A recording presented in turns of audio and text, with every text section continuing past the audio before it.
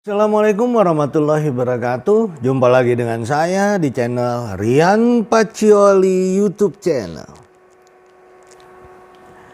Rian Pacioli. Oke guys, kali ini kita akan membahas mengenai seluruh alur cerita dari sebuah game horor yang berjudul Paper Doll Original. Over the horizon.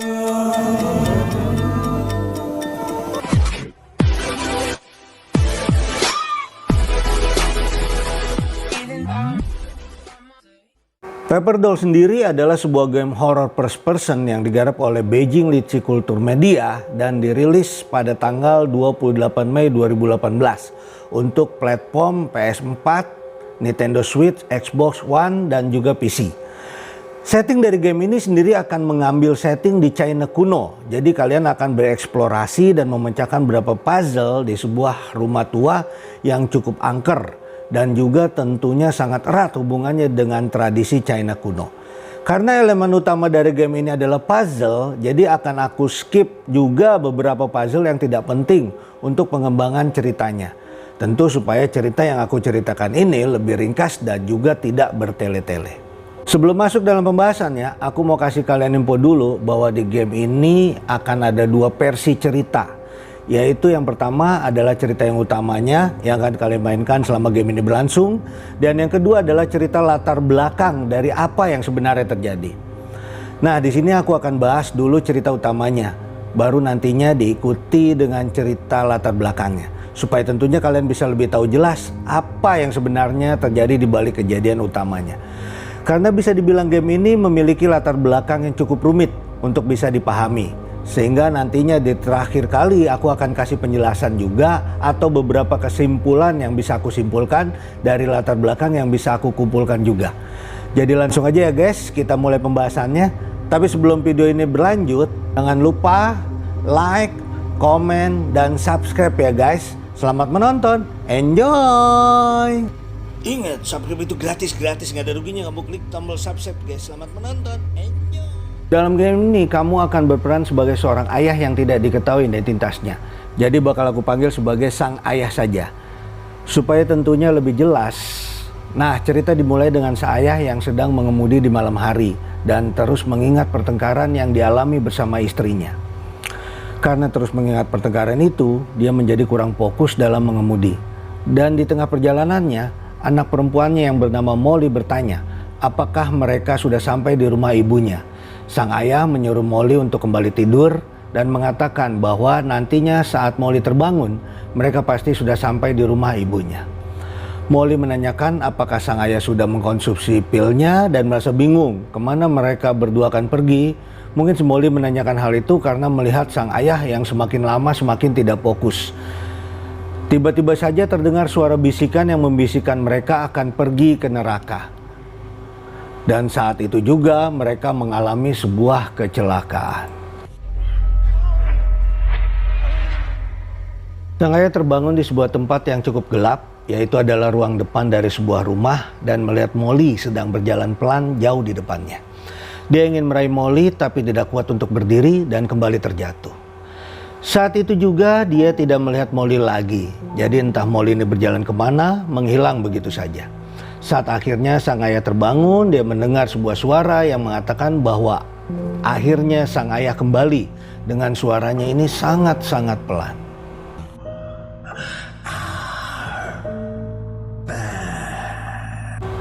Sang ayah segera mengambil sebuah flashlight di lantai dan mengecek area di sekitarannya.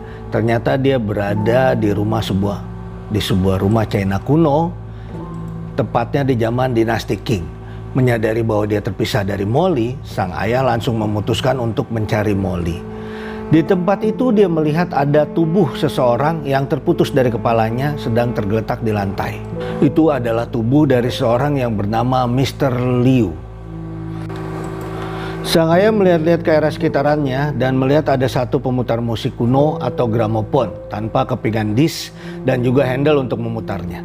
Setelah dicari-cari, akhirnya dia mendapatkan kepingan disk tersebut di sebuah lemari, tapi tidak bisa digunakan lagi karena disk tersebut sudah rusak. Dia juga menemukan handle-nya tapi dipenuhi oleh kecoa di dalam lemari. Di tengah upayanya dalam mencari Molly, dia mendengar seseorang yang berlari-lari dan diikuti dengan suara Molly yang memanggilnya untuk menanyakan keberadaan sang ayah. Namun sang ayah tidak bisa melihat Molly dari tempat itu karena memang tempat itu sangat-sangat gelap. Karena dia mendengar suara Molly di luar ruangan itu, akhirnya dia berusaha untuk membuka pintu yang terkunci di sana. Singkat cerita, sang ayah berhasil memperbaiki kepingan disk tersebut dengan memanaskannya di atas lilin, sehingga yang tersisa adalah handle dari gramofon tersebut. Dia membakar paper in gold yang dihadapkan di sekitaran dan melihat ada sosok hitam yang berterbangan masuk ke dalam tubuh Mr. Liu. Tiba-tiba saja keluarlah botol insektisida dari tubuh itu. Sang ayah mengambil botol insektisida tersebut dan bergegas ke lemari tadi yang isinya wadah handle dari gramofon tersebut. Di sana dia menggunakan insektisida itu untuk mengusir para kecoa dan mengambil handle dari gramofon tersebut. Sang ayah langsung menaruh kepingan disk dan handle itu ke gramofon. Namun saat diputar, handle-nya tiba-tiba patah. Untungnya sang ayah juga sudah mendapatkan sebuah kain yang dapat dia gunakan untuk menyambungkan kembali handle tersebut. Dia memutarkan lagi dan terdengarlah lagu Cina kuno yang cukup menyeramkan. Tiba-tiba laci meja tersebut terbuka sendiri dengan adanya kunci di dalamnya. Saat dia mengambil kunci tersebut, lagu mulai terdistorsi dan rusak seketika. Sang ayah membuka sebuah pintu dengan menggunakan kunci itu yang akhirnya menyambungkan dengan sebuah ruangan dengan alat sembahyang di sana. Atau bisa disebut ruangan ini sebagai safe room. Sang ayah segera menyalakan lilin itu dan mulai sembahyang. Nah, itu adalah cara untuk save progress dalam game ini. Sedangkan menyalakan lilin itu juga menjadi hal yang cukup penting untuk menghindari hantu-hantu yang ada di rumah itu. Sang ayah membuka sebuah laci dan sekali lagi menemukan kunci lainnya. Jadi memang rumah itu memiliki 5 pintu yang terkunci. Dan dengan memanfaatkan selebaran yang ayah saya dapatkan tadi, dia tahu kunci yang tepat dengan gembok yang tepat juga. Sang ayah keluar dari tempat safe room itu dan membuka pintu yang menghubungkannya dengan ruang minum-minum. Saat dia mengambil kertas di atas meja, tiba-tiba ada suatu benda yang terlempar tepat di depannya. Dan saat dia memutar balik badannya, terlihatlah sebuah roh hantu yang mendekatinya. Hantu itu bernama Nanny Chen. Nanny Chen sambil menyerang sang ayah mengatakan bahwa sang ayah tidak pantas berada di keluarga Yin. Dengan sekuat tenaga, akhirnya sang ayah ini berhasil lepas dari sang Nanny Chen. Namun Nanny Chen berhasil menangkapnya sekali lagi. Saat di tengah perlawanannya, terdengar suara Molly yang memanggil sang ayah. Suara Molly akhirnya mengalihkan perhatian Nanny Chen yang langsung berbalik mengejar si Molly.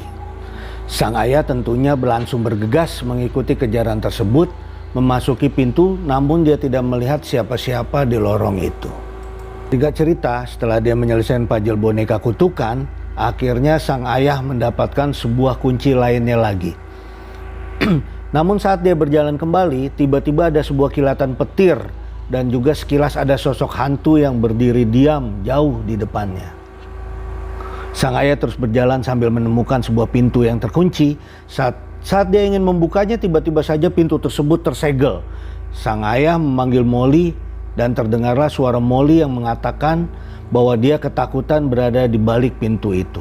Sang ayah menyuruh Molly untuk jangan takut karena dia akan mencari kunci untuk pintu tersebut secepatnya. Molly juga kehilangan boneka kelincinya yang tentunya membuat sang ayah memiliki 2 tugas.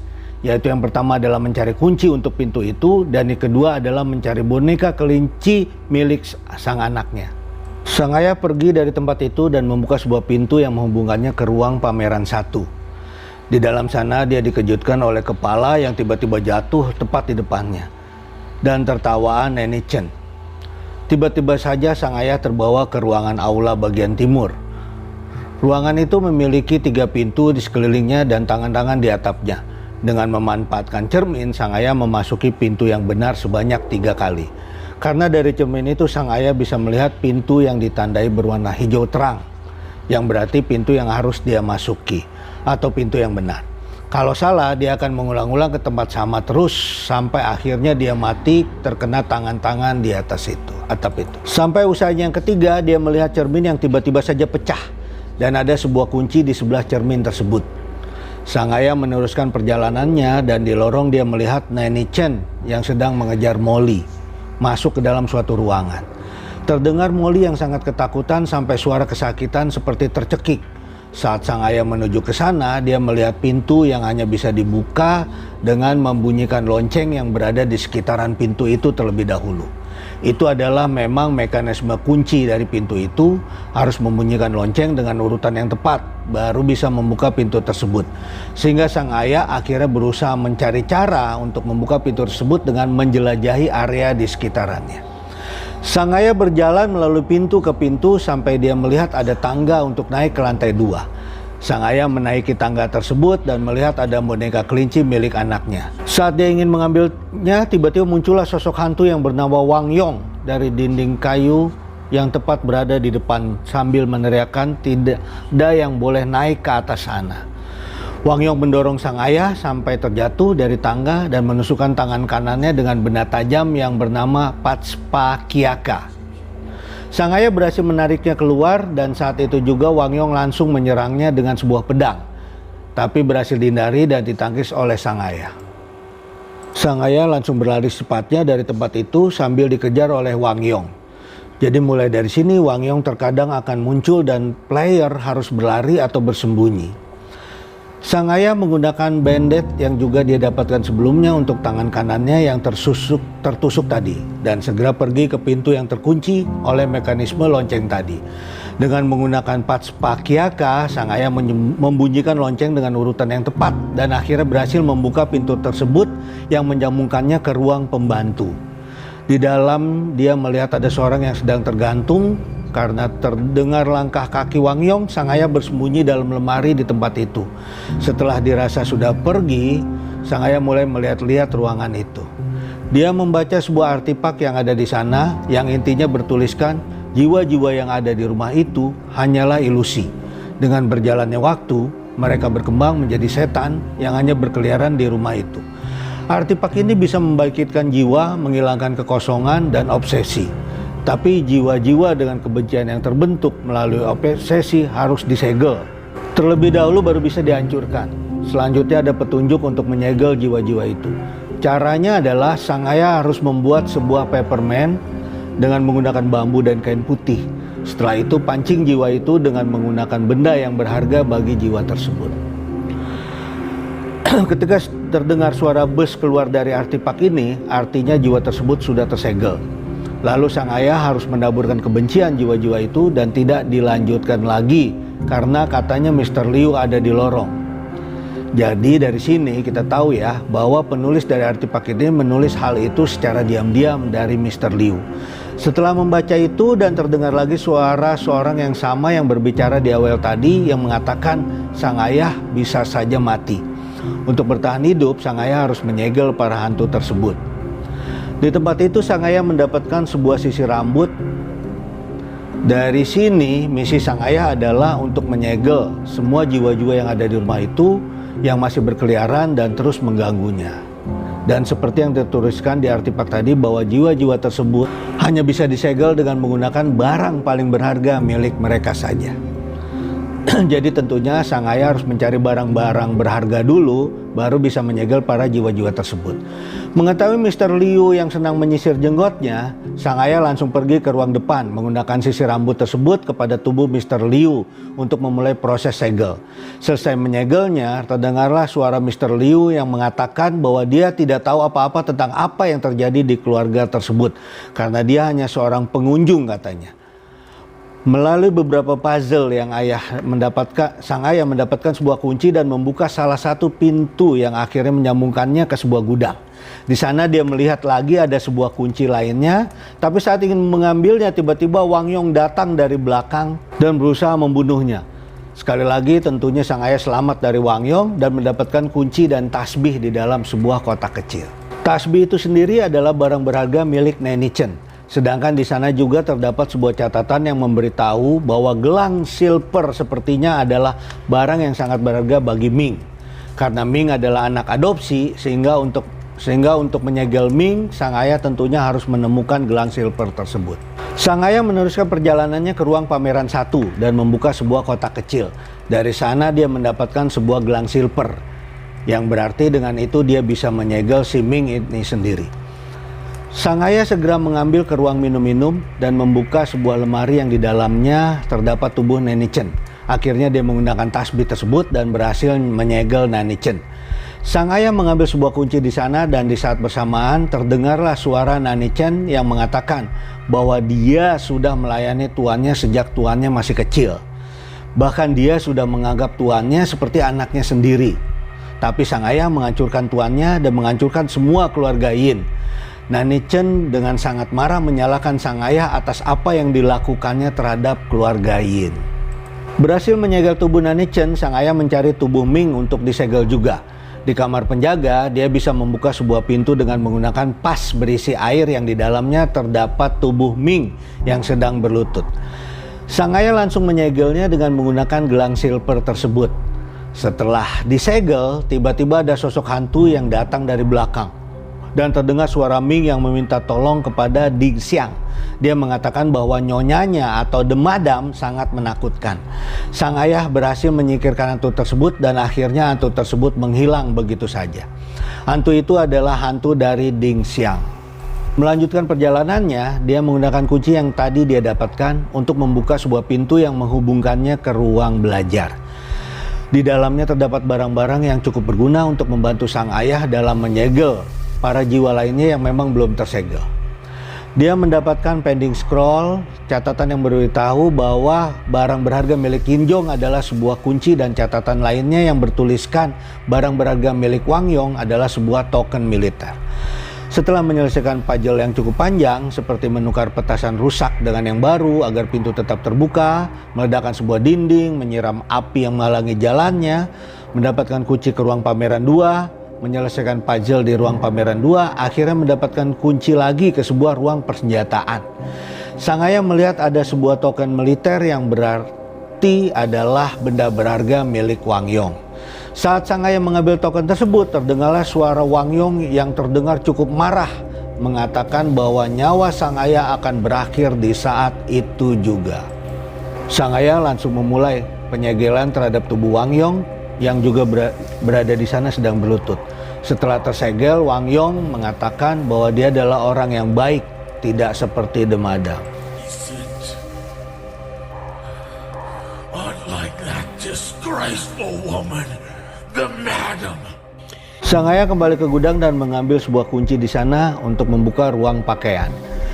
Di ruang pakaian, dia mendapatkan sebuah catatan yang memberitahu barang berharga milik Ding Xiang adalah sebuah lukisan potret.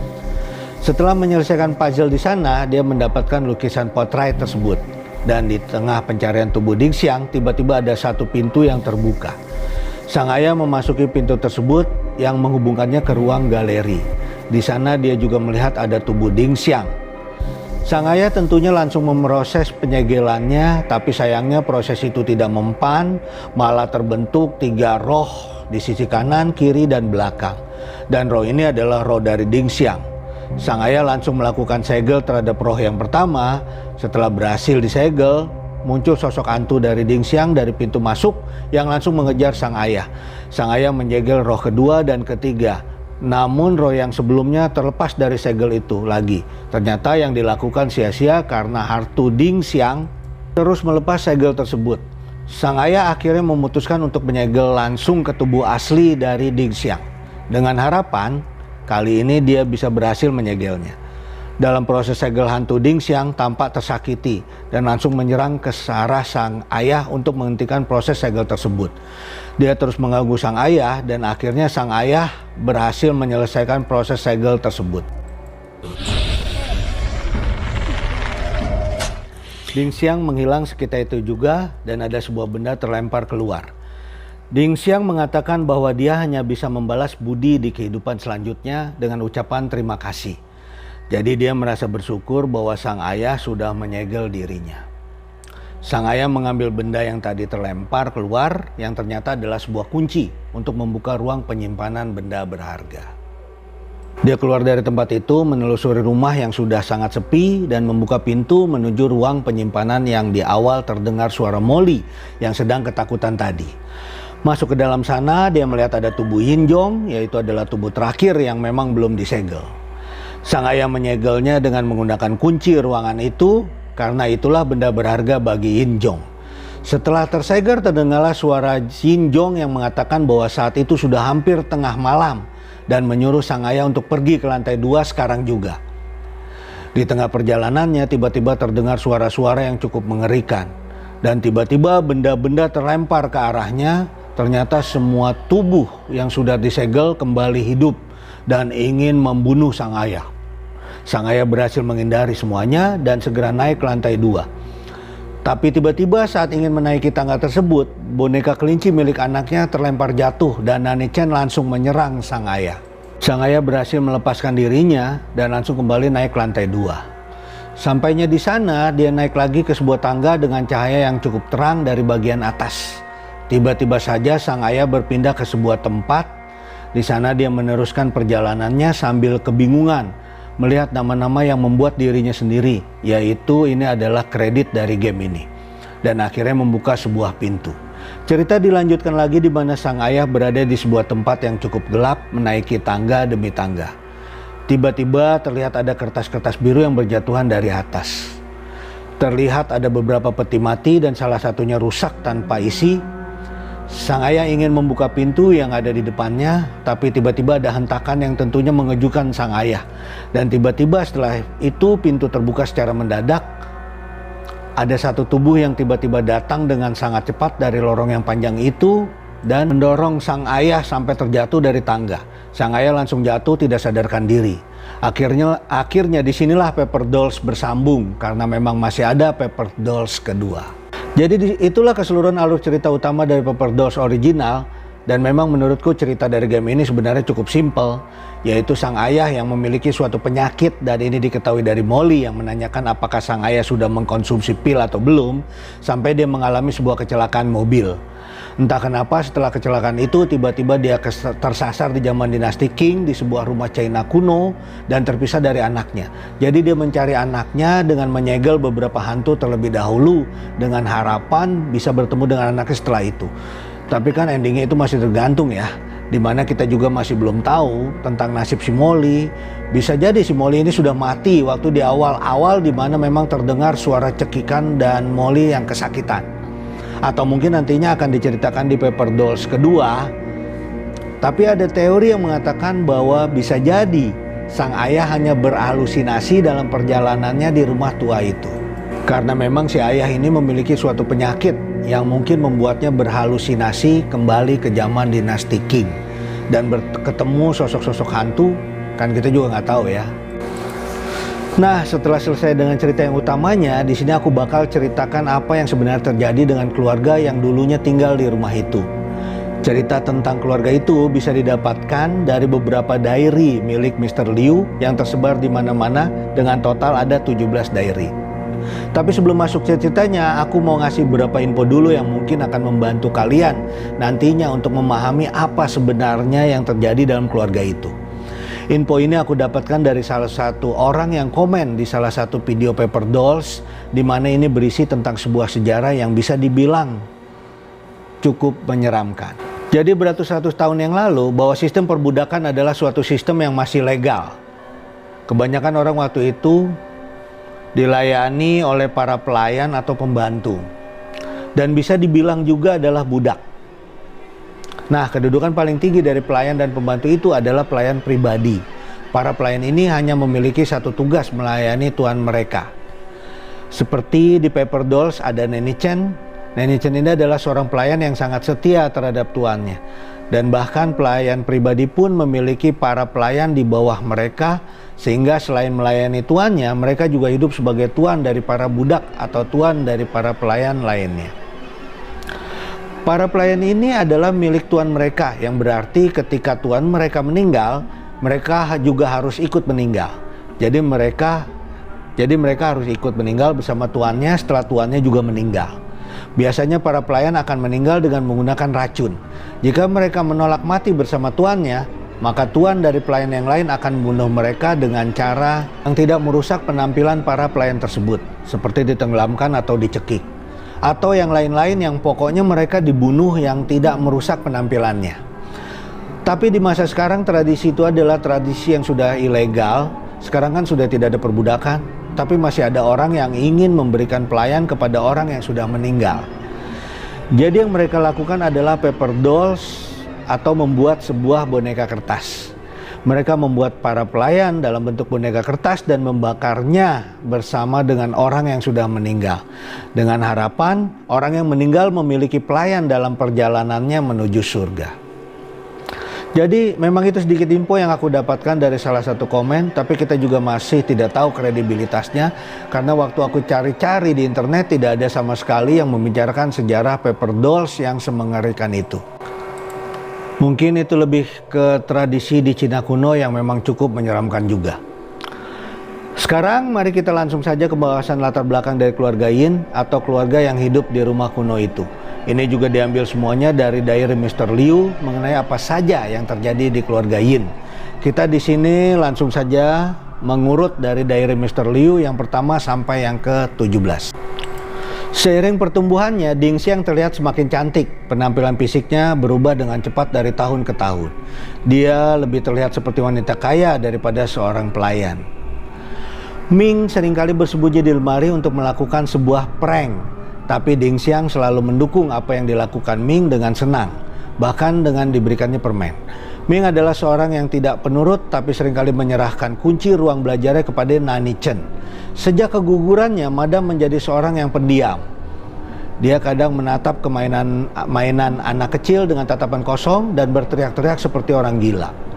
Pas yang berada di atas meja di kamar penjaga tidak boleh diambil. Terakhir kali Ming terjebak di dalam ruang kecil yang ada di sana. Karena melakukan hal itu, ini juga menjelaskan di game tadi kenapa Ming berada di dalam ruangan kecil dan terjebak di dalamnya. Jika tidak terdapat tanda lahir di wajah Madam, ia akan terlihat lebih cantik.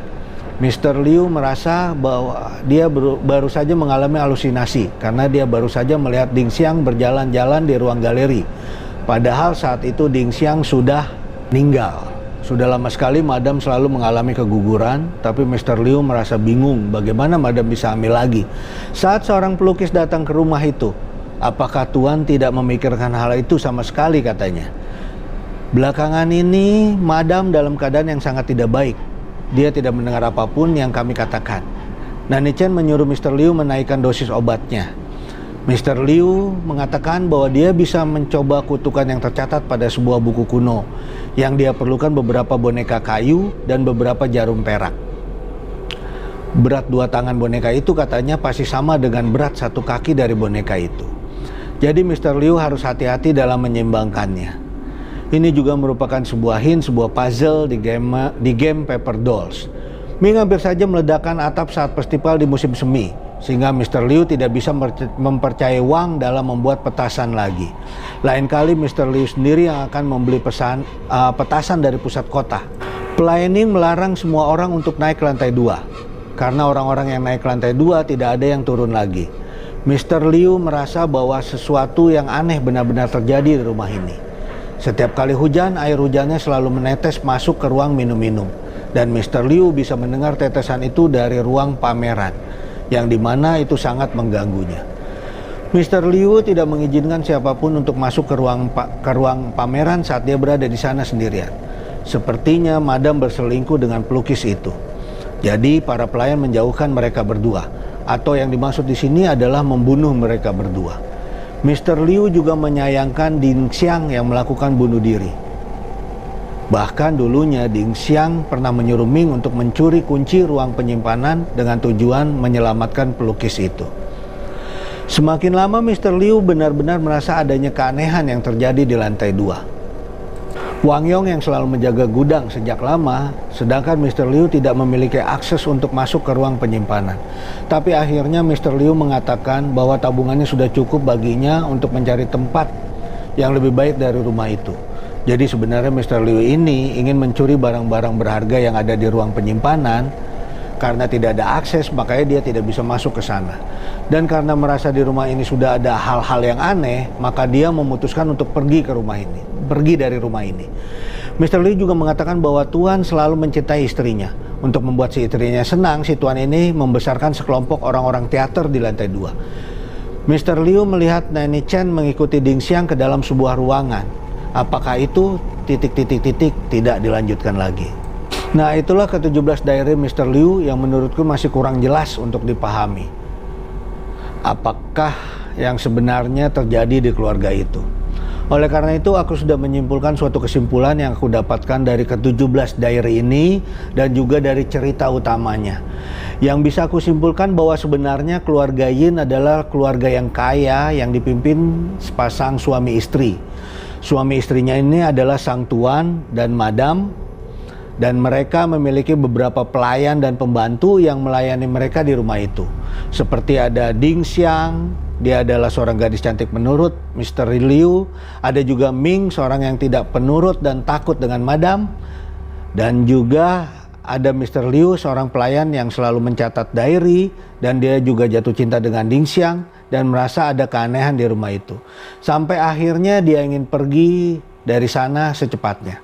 Lalu yang terakhir adalah Nanny Chen, adalah pelayan yang setia dengan tuannya. Dia juga pelayan yang melayani tuannya sejak tuannya masih kecil. Keluarga Yin juga memiliki seorang penjaga yang bernama Wang Yong, yang biasanya dia bertugas untuk mengusir para serangga yang ada dan menjaga gudang rumah itu. Ini juga yang menjelaskan kenapa tadinya di game Paper Dolls yang mengejar para player atau sekalian itu selalu si Wang Yong. Karena Wang Yong adalah penjaga dari keluarga Yin. Sedangkan Yin Jong adalah pelayan pribadi dari keluarga Yin karena ada catatan juga yang mengatakan bahwa sang tuan menyuruh Yin Jong untuk mengecek inventory di ruang penyimpanan yang penuh barang berharga tersebut. Jadi seolah-olah Yin Jong ini adalah orang yang sangat-sangat dipercayai. Tapi ada satu lagi, yaitu sang pelukis yang bukan keluarga dari Yin. Tapi entah kenapa dia datang ke rumah itu dan di sana tampaknya pelukis ini berselingkuh dengan madam. Ini juga yang membuat madam berhasil hamil setelah mengalami kegagalan hamil selama berkali-kali atau bertahun-tahun bersama sang tuannya. Tapi akhirnya mereka dibunuh oleh para pelayan karena ketahuan berselingkuh oleh si tuannya. Dan mungkin karena perselisihan itulah yang membuat kekacauan dan keangkeran di rumah itu. Ditambah lagi dengan tradisi kuno yaitu perbudakan dan sebagainya. Nah, jadi itulah keseluruhan alur cerita dari Paper Dolls original dan juga yang bisa aku simpulkan sebisa mungkin dari semua yang sudah aku kumpulkan tentang diary-diary dan juga cerita utama dari Paper Dolls ini. Semoga ini bisa menjadi penjelasan yang bisa mencerahkan pertanyaan-pertanyaan kalian mengenai apa yang sebenarnya terjadi di keluarga di Paper Dolls ini sendiri. Terima kasih sudah menonton video ini, semoga bermanfaat. Jangan lupa like, komen, dan share. Terima kasih. Assalamualaikum warahmatullahi wabarakatuh. Rian Pacioli.